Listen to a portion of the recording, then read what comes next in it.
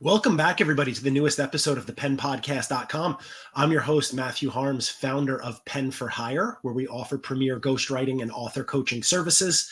Also, the creators of the Pen Podcast, where we sit with authors, writers, writing industry professionals, subject matter experts, and all around interesting people who can be a benefit to the writing community. And today I have the pleasure of being joined by Sarah Hussain. Thank you so much for being here, Sarah. You're welcome, Matthew. My pleasure. Pleasure is all mine. So Sarah is a researcher, an engineer, and the founder of SOM. So she falls into the all-around interesting people category who can help support writers. So Sarah, if you'd be so kind, explain to everyone a little bit about what your research and engineering has done here at SOM. So the engineering obviously gives several skills, such as being analytical, critical thinking, having a great margin to understand complex ideas. And that has really helped me understand consciousness and what really is the crux of SOM. And that has also helped me invent mind control techniques, which come under transcendental meditations, which I'll be talking about further today as we move on. And the researcher aspect is pretty much me taking the role of researching all the data that I need and specifically studying spirituality, philosophy, and quantum physics to create ideas as well as create these techniques. Wow. So you said mind control. So anyone out there who may have thought that sounded scary, can you go a little deeper on what you mean by mind control? Because for me, I know what you mean, or at least I think I know what you mean, but I think there might be some people out there thinking like a Marvel superhero. Yeah. Now, I'm glad you asked this question because when I use the term meditation, it's an umbrella term. It can mean pretty much anything from relieving a stress, finding a calm moment, to going through the deeper levels of the mind and doing transcendental meditations. The reason I specify and I say mind control is because in the transcendental meditations that I teach in SOM, you're specifically controlling your mind in a way that you reprogram your subconscious mind, and that in turn impacts your conscious mind. And that is the control aspect that I'm referring to.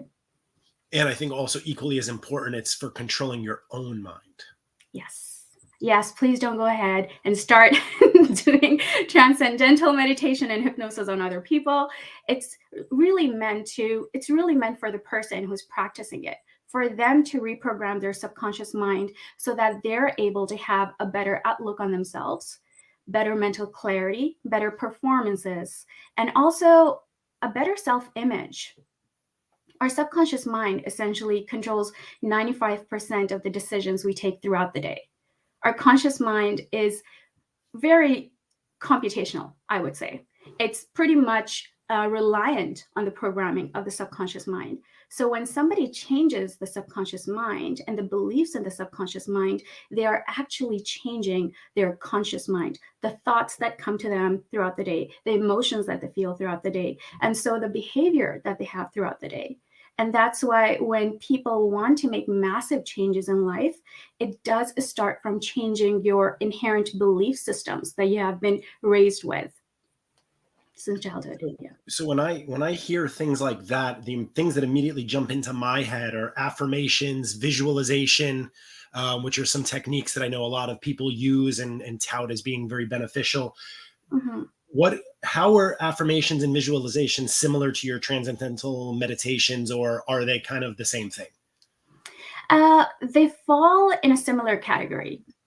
So I use affirmations too every single day, and I do visualize as well. But I would encourage you to think about it like this.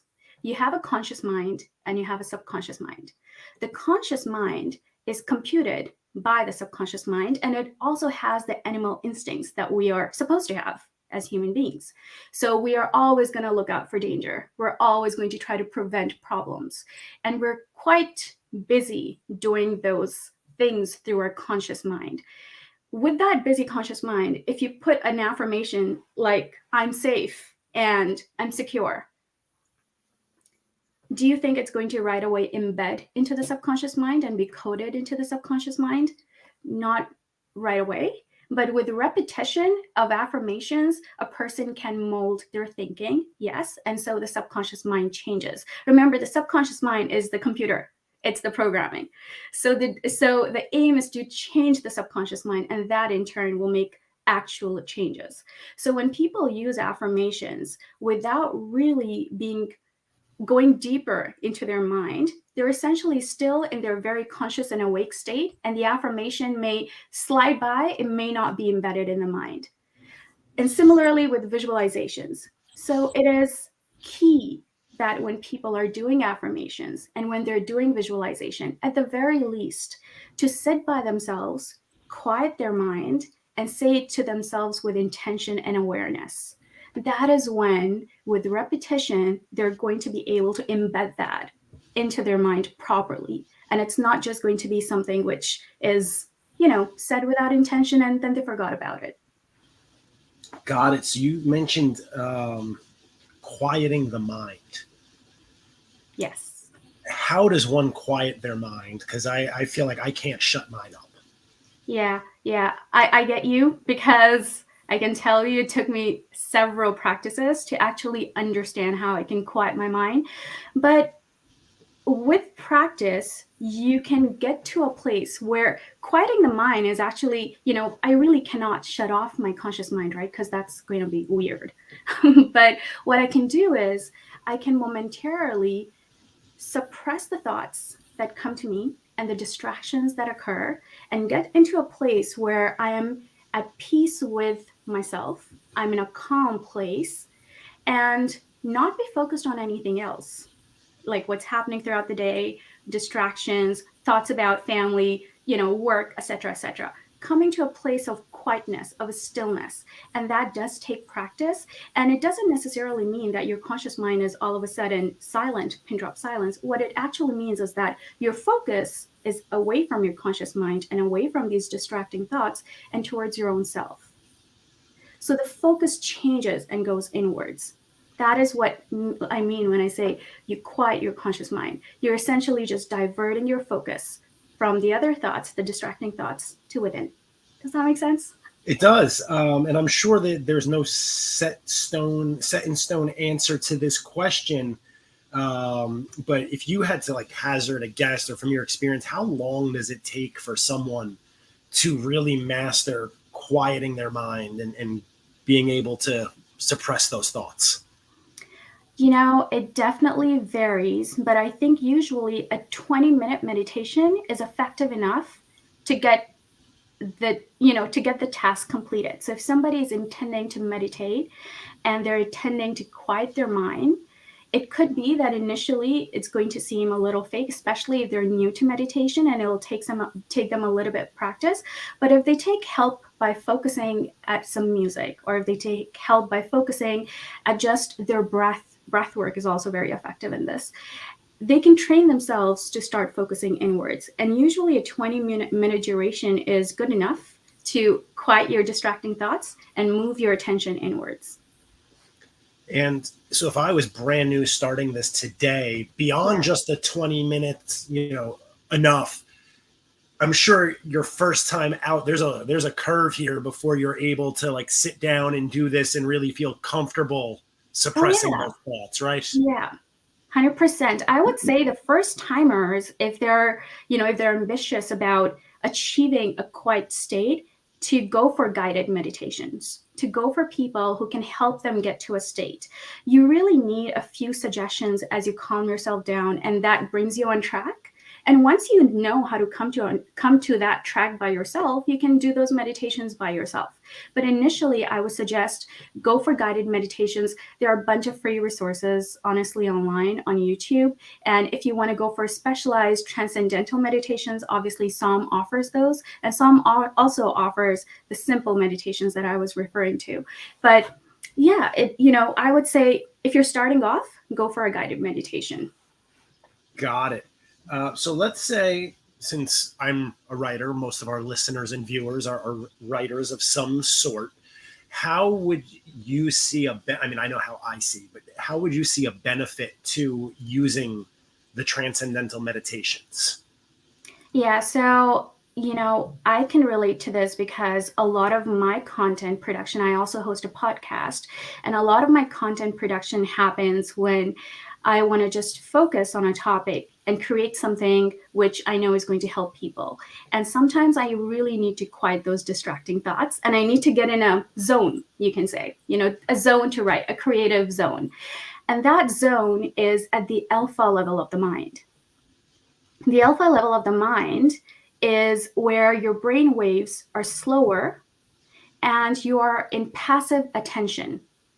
So there are less triggers, there are less distractions, and you're focused slightly inwards. That is the time, whatever thoughts you have and ideas you have floating around, when you start jotting them down, there is a really good flow to that. A lot of athletes love to come to the alpha state before performing. And the reason is that when they practice a sport, it becomes like a mechanism, or you can say it becomes a habit, right? It's already stored in the subconscious mind. When they get on in front of, in the stadium, in front of thousands of people or hundreds of thousands of people, there's obviously distractions. They're going to get a stage fright. They're going to feel nervous. That's when they're slightly more aware and alert. But the best performances happen when they go into the alpha state. That is when their subconscious mind is really active. The conscious mind has slowed down. The distractions are little. And whatever practice they have been doing, they already know it. It's in the memory. So they're able to utilize it and perform better. And I would highly encourage people who are writers. I'm not a writer as yet, but I do write a lot of content and I do create a lot of content. And the best work is done in the alpha state when I know that I am not fully awake, or I would say not fully alert, but have passive attention and able to concentrate. Got it. Now, what, in your own words, would you say sets Psalm apart from some of these other companies or service providers, coaches who offer meditation as part of a life enriching practice? Right. I think what sets Psalm apart is that I do bring a lot of science into the coaching as well. I like to give people the rationale. A lot of the times, meditation is talked about through the lens of a spirituality or philosophy. And even though spirituality is something that is becoming more common now. People are becoming more spiritual, are more spiritually aware, etc., etc. There's tons of content out there. I feel what I needed personally was somebody to give me rationale and some scientific data. So Psalm is actually quite research packed, and every mind control technique is backed up with that research. So when somebody comes in and when somebody wants to experience a transcendental meditation, let's say, and they want to experience healing, and I know when I say healing, people go like, really? Do meditations heal? But, there's tons of research out there. Our positive thoughts interact with the perineural system in our body, which is responsible for repair and recovery. So you can call it the placebo effect. But if somebody believes that they're healing and they're thinking positive, their body actually starts to heal. So this is real stuff, And so what I have done with Psalm, or what I try to do to my best potential, is I try to give as much rationale and back it up with as much research as I could. And in turn, what I created is that when somebody comes for a transcendental meditation, they know exactly which level of the mind they're going into, what is being created, what is the result of that creation, are they going to be seeing any results in their life, and will they be seeing any changes within themselves? So that's what I try to do. Wow. So if I were to come to you, or any writer were to come to you and say, I need a meditation because I have a book deadline and I need to access that alpha level of the mind, you have a set kind of meditation for I have a program. Yeah, I have a program, and I will walk them through the program. I'll let them know exactly what we're trying to do over here, and then step by step, take them to the alpha level and allow them to achieve what they're trying to achieve in that alpha level. Usually people want to become more creative. That's when they also want to have a lot of ideas and inspiration. So whatever it is that they're trying to achieve, I walk them through the program and help them do that. And now, are these transcendental meditations done on the individual level, the group level, both? So I've done both. So far, I have done workshops in corporate, which has been an extreme success. The workshops were catered towards transcendental meditations, which enhance performance. So everybody who entered had the intention that they wanted to do better at work, and it also allowed them to strike a good balance between work and life. So that were my two aims when I was going into the workshop: enhancing performance and striking a great balance between work and life. And the one-on-one coaching is something that's quite there, and it always works out. The one-on-one coaching is effective because I'm focused on one person, and I'm able to walk them through the program, and they can ask me as many questions as they want, and it's quite personalized. So obviously it has its perks. But I've also seen that the synergy in the workshops, when everybody's meditating together and when they share their experiences and they have the aha moments, that is quite powerful, because they can always go back to each other and say that, hey, this is what I learned and this is what you learned. And, they can reconnect on that. And so, yeah, perks on both sides. I was just going to say, it doesn't sound to me like you have a strong preference either way. It's more situational. It is more situational. Absolutely. Yeah. And now I would imagine, currently at the moment, are you the only one certified to conduct these transcendental meditations at SOM? Yeah, at SOM. Yeah, currently it's me. Yeah. God, so what would growing? be? Hopefully there are more people soon. And that was going to be a question of mine. So for someone who maybe wants to learn more about doing this, facilitating this, leading this, what would be the requirements for someone to be able to work kind of at your level or as close to your level? Like an affiliate, you can say. Yes. Like an affiliate. Yeah, so I can take them through a training session, a very robust, comprehensive training session, and then, supervise them under myself with some people and see how they're participating in those transcendental meditations, how well they can actually guide a meditation. And once they're ready, they can go ahead and train other people themselves too. I love it. And I want to jump back. Thank you for that question, by the way. That's an important question. Yeah. My pleasure. I just know in what I do, there comes a point where if you haven't thought about that, you can never scale. And then you're just, I can only help so many people in a day if I don't have other people who can do some kind of writing. Yeah. And that's my vision with SOM. I really do want to have multiple coaches who can help people so that we can impact more people. The more people we impact, the more I'm achieving the goal that I'm meant to achieve with SOM. Got it. And you had mentioned before, I'm going to jump back to the healing kind of effects where whatever people are thinking in their minds. I want to ask you this in the vein of people who actually have suffered mental trauma of some kind. I know I work with several clients who are in the mental health space. In what ways can these meditations be used to help someone deal or move forward and past that trauma? Yeah, these meditations are so effective with people who have experienced trauma. My latest project, I'm still, in the works, but I have had some clients. It is from Calgary Immigrant Services. And the reason I wanted to work with them for this sole reason, because a lot of immigrants go through a lot of trauma during the migration process. And giving them help is paramount for them to succeed in the society, especially the newcomers, isolation from family, job hunting, settling down, it can be a lot. And so I tried to help. What I did was that I brought in about 5 immigrants that I helped, and 2 of them had severe insomnia. They were not able to sleep because they're always thinking and always worried about their job. There is a specific meditation that is a theta level meditation, which helped them out a lot in a way that it secured them in their thoughts. So usually, a human being is suffering because they feel out of control. So these folks felt out of control. And, what these meditations were doing was that giving them a sense of control. And obviously what SOM is all about, consciousness.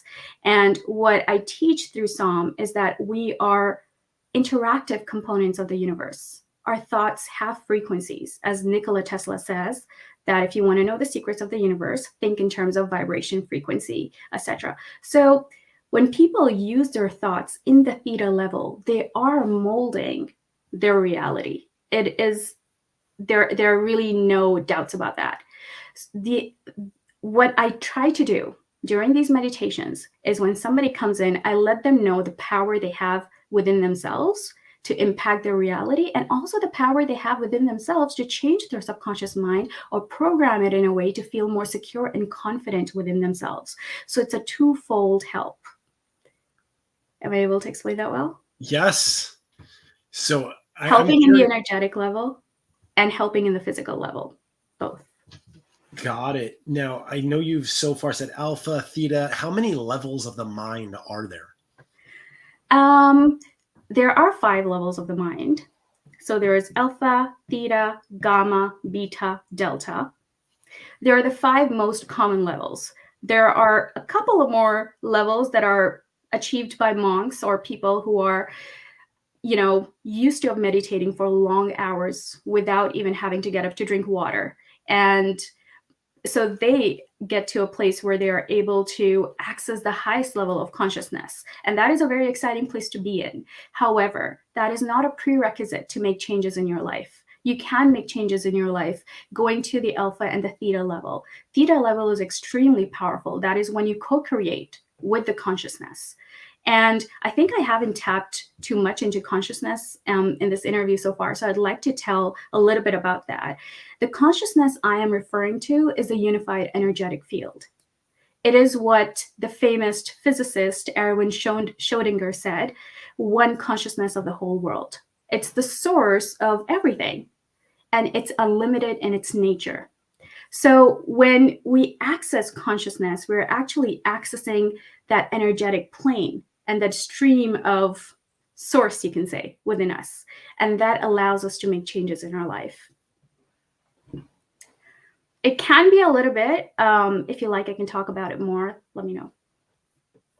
Yeah, we still have a couple minutes left. So if you could just expand on how, I guess I'll ask this in a most basic way, and then you can tell me what I'm really trying to say here. Because for me, it's still, I don't have a grasp on it like you do.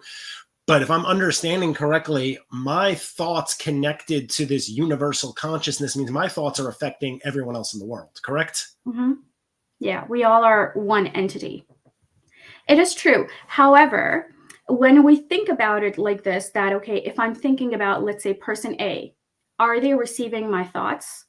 In the energetic realm, yes, they are receiving your thoughts. So if you think well about somebody, they will know, or I wouldn't say they will know like consciously, but they will get a vibe, you can say, that you're thinking well about them. Have you ever experienced that when you enter a room and it's a new room, you haven't met anybody, but there's some people you're inclined to talk to more, and there's some people you're like, I don't think we can really have a conversation. But have you ever wondered why that is happening? No, I just assumed there was something instinctual that I knew I didn't like about them. Yeah. So, that instinct that we have is actually that energetic frequency that we feel from them. So if I open my consciousness and if I have an intention that I want to be friendly and if I want to talk to everybody and be, beneficial to everybody, people in my circle are going to feel that in some capacity. And I will be meeting people who have the same frequency as well. And whoever does not have the same frequency, I wouldn't be moving a long way with them. So when I'm talking about the universal consciousness, I'm essentially saying that your thoughts are playing a role in the energetic plane of the world. And when you think about somebody or someone, you are sending out thoughts to the universe about them. And they may not consciously go like, okay, Sarah thought this about me or Matthew thought this about me. But what's happening is that if your thoughts, whatever your thoughts are doing, so if it's a positive thought and if they it's going to go to them. If it's a negative thought, it's also going to reach them. And they may not know why if they're feeling drawn away from somebody, but your thoughts and your intentions have frequency, which we cannot see, but are always in effect. So I want to start wrapping it up on this, but it's what you're saying is reminding me of an expression, which I'm not sure if you've ever heard it, but when you call somebody or you speak to somebody and they say, well, your ears must have been ringing, meaning they knew they were just speaking about you in some way, good or bad. Yeah. Yeah. And then you call that person. So is that kind of connection? It's like, maybe I'm only calling that person because I knew they were thinking about me in some way. Yeah, there is an energetic exchange, and by the reason, what I mean by energetic exchange is that we all are connected to this universal consciousness. What you're thinking about anybody reaches them in some capacity.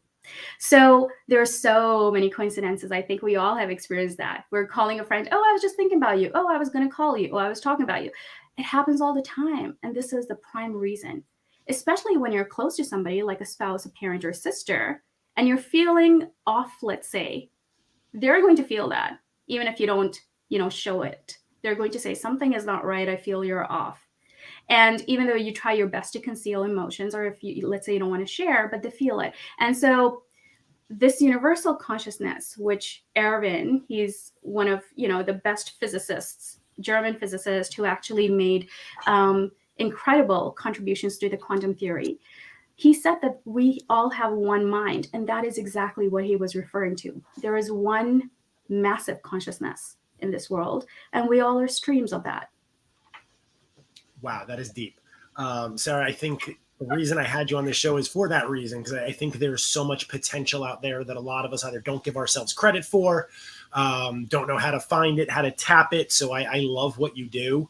I really do. And I see upcoming ways for us to hopefully work together in workshops and things for people who are looking to break through some of those barriers that we help them in coaching, where sometimes just accountability is not enough. There is a deep level of work that's needed.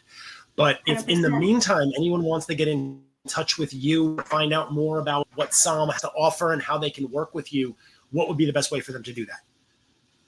So I am available on Instagram, and my handle is official Psalm page. If you have a business and you are available, if you want to write to me on my email, it is hello@officialpsalm.com. You can also find me on LinkedIn with my name, Sarah Hussain. And I think email works the best for me, hello@officialpsalm.com. And I can spell it out for people. So it is hello, HELLO, at OFFICIALSOM.com. And get connected and we'll start from there. And if you want to listen to the podcast, please stream Mindtracker in all Spotify, Apple, and all major streaming places where you can find podcasts. Incredible. So for everyone listening, tuning in, watching, wherever you are, definitely head over to Sarah's Instagram page, reach out at hello@officialpsalm.com and find out more about what you can do to get control of your mind, unlock your full potential, use it to finish that book or whatever else it is that you've just thought you're not capable of doing, because if you've been paying attention for the last half an hour, you're capable of doing it. You just need to get to the level of realizing you can do it. So Sarah, thank you, Matthew. I was paying attention, and I need to take my own advice sometimes. So there's definitely a reason that you're back on the show, not just for the listeners, but for me. So I appreciate you taking the time to be here. Everyone listening, we always appreciate when you support our guests and take advantage of their valuable services. So definitely look Sarah up. She will be back in some capacity as we plan out our programs for the year. And Sarah, I want to thank you again so much for taking the time to be here. Thank you, Matthew. This was so much fun. Pleasure is all mine. Thank you. All right.